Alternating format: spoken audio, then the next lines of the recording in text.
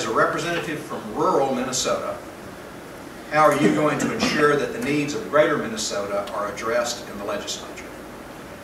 Well, I think the most important thing that a legislator needs to do from greater Minnesota is to be willing to stand up to their party when their party is not proposing or doing things that are in the best interest of your district.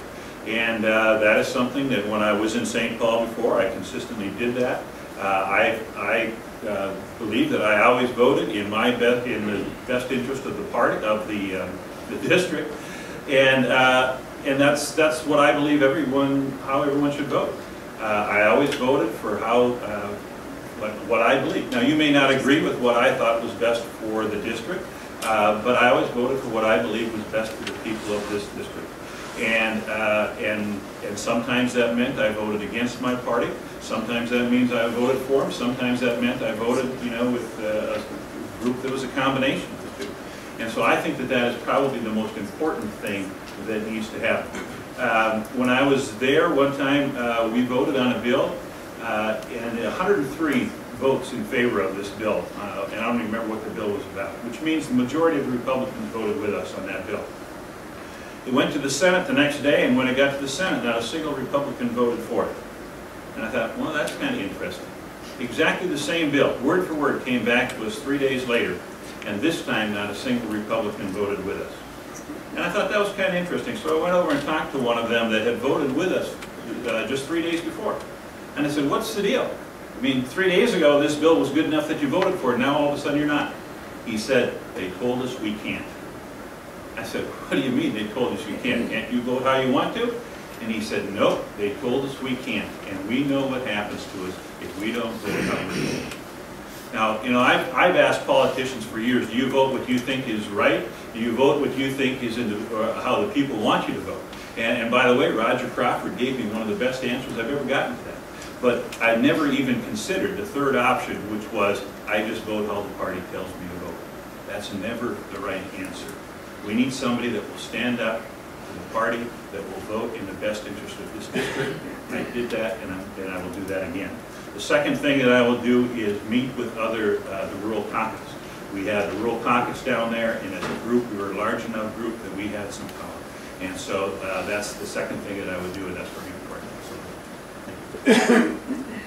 So. Goes next to Ben Weiner. Ben, as a representative from rural Minnesota, how are you going to ensure that the needs of greater Minnesota are addressed in the legislature? Well, one of my first objectives will be to equalize our school funding. Right now, the per pupil payment for students going to St. Paul and Minneapolis can be almost twice what they are for students going to school out in rural Minnesota. Our students are not worth less than students in the metro area. And we need to equalize that school funding so that we can have the same quality of education out here for our students as they have, and have the same resources that they have in the metro area.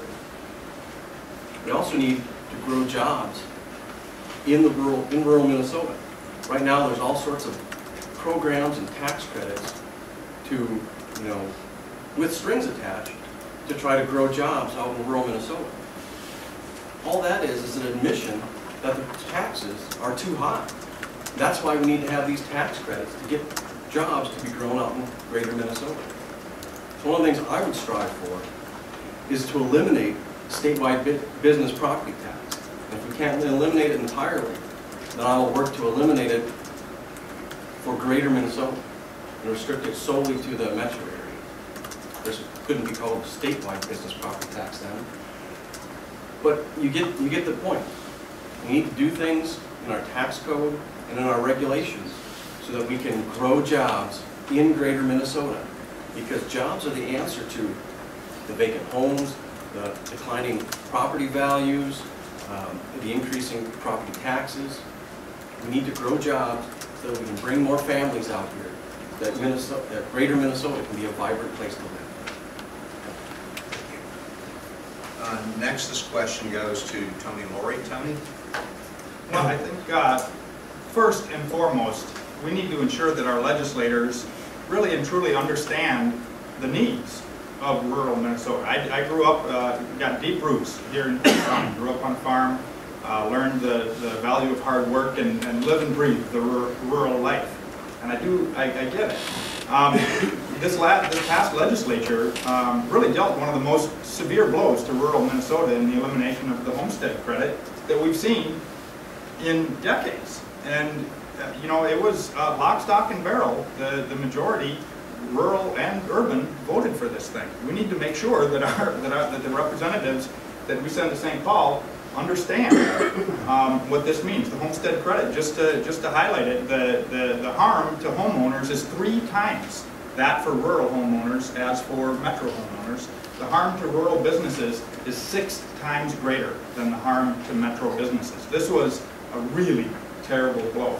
The blow to agriculture was terrible. When they had to do that levy back, ag and businesses are a larger proportion of the tax base after the homestead credit was changed to an exclusion. I think Ben Wiener is absolutely right that we need to address the equity of schools funding. You know, our founders had the foresight to put in our Minnesota Constitution that it is incumbent upon the legislature to provide an equitable system of public education across the state. That means that every kid across the state can go to a school and ensure that they'll be met with an education system that's up to the task of giving them the same education no matter where they're presenting. And what we've wound up with here, with the elimination of the Minnesota Miracle Equity Principle back under the Ventura administration, which the upshot of it sent $1 billion into our wealthiest suburban school districts when that was eliminated, and it created a hole for our rural districts that has never been filled. And our districts have been struggling with that ever since. And truthfully, you know, the schools are organizing to try to come and work with the legislature and get us to understand that.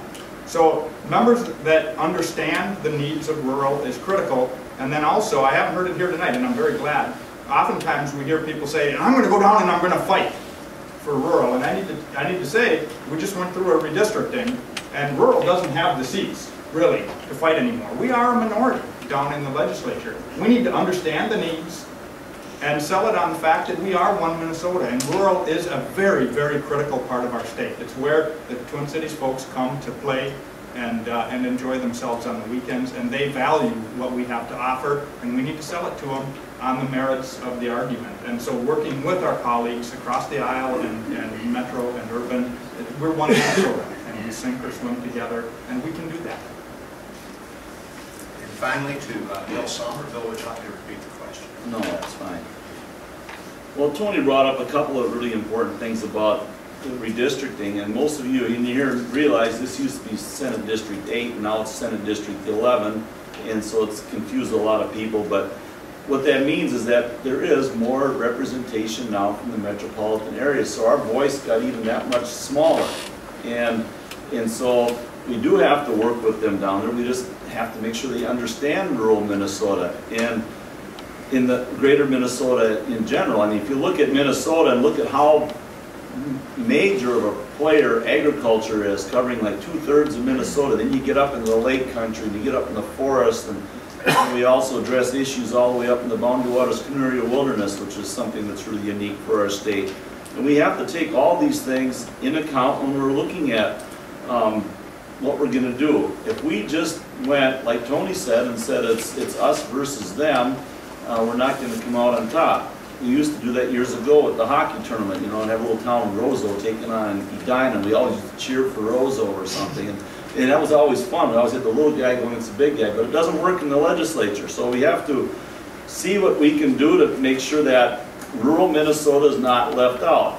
Ben brought up the schools. It's not equitable. We have to make it more fair for our schools in this district. There's more money spent per pupil down in the Twin Cities. A lot of our rural businesses fall under the same regulations and taxation that the bigger companies do in the Twin Cities area, and that's not really fair. We need to do more for our businesses in rural Minnesota, bring more incentives for them to be out here. We do have a workforce out here. A lot of people are looking for jobs out here. We have a great workforce in rural Minnesota, and we have to do more to get those businesses in rural Minnesota and in this district.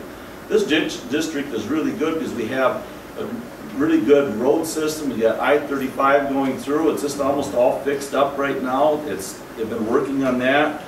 And I will work with all members of the Senate as well, and to make sure that we do work across the aisle so that we get the funding for our communities and our businesses and our families. But it's all got to be cost effective as well. And I've also been a member of many different unions over the years. I can work with anybody, so I know I can work with the legislators down there. Well, there's a couple I can think of that I might have difficulty with, but I won't mention any names.